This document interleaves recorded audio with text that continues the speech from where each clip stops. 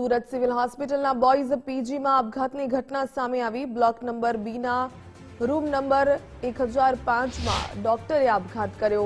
મૃતક યુવાન માઇક્રોબાયોલોજી વિભાગના ડોક્ટરે પંખાથી લટકીને ગળે ફાંસો ખાધો। ખટોદરા પોલીસ સ્ટેશનની ટીમ ઘટના સ્થળ પર પહોંચી। પોલીસે હાલ તો સમગ્ર મામલે તપાસ શરૂ કરી। ફરજ પર હાજર ન રહેતા ફોન બંધ આવતા સિનિયર તબીબે સાથી રેસિડેન્ટ તબીબને રૂમ પર તપાસ કરવા માટે મોકલી। ત્યારે હોસ્ટેલના રૂમનો દરવાજો અંદરથી બંધ હાલતમાં જોવા મળ્યો। સાથી તબીબોએ સિક્યુરિટી સાથે મળીને દરવાજો તોડી નાખ્યો। દરવાજો તોડતા જ હર્ષ પંડ્યાનો મૃતદેહ પંખાની સાથે લટકતો જોવા મળ્યો। પોલીસે તપાસ બાદ જ આપઘાતનું સાચું કારણ હવે બહાર આવશે।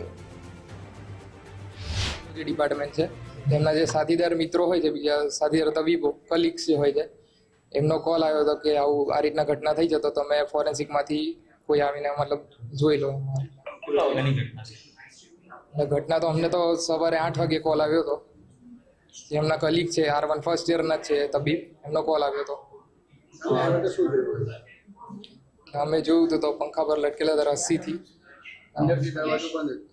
અંદરથી દરવાજો બંધ હતો તો એમના મતલબ જે સાથીદાર હોય છે તબીબ, તો એ લોકોએ મતલબ કોન્ટેક્ટ કરવાનો ટ્રાય કર્યો તો ફોન તો સ્વિચ ઓફ આવતો હતો।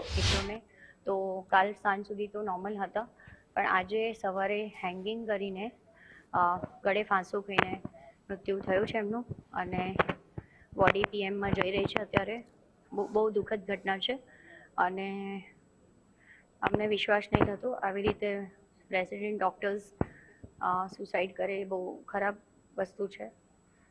ભગવાન એમની આત્માને શાંતિ આપે અને જોઈએ હવે આગળ જે તહકીકાત થશે એ પ્રમાણે ખબર પડશે કે સુમાનામાં ઘણા પ્રેશરમાં રહે છે। ઓવરઓલ પેશન્ટ્સનું ટેન્શન હોય, શિડ્યુલ્સનું ટેન્શન હોય, ઘણીવાર હવે એમનું પર્સનલ કંઈ હતું કે નહીં હતું એ અમને નથી ખબર। બીજા વિષયો હોય, ફેમિલી ઇશ્યુઝ હોય છે, ખબર નથી અમને એકચ્યુઅલી કે શું વિષય હતા, પણ ઘણા બધા કારણો હોય।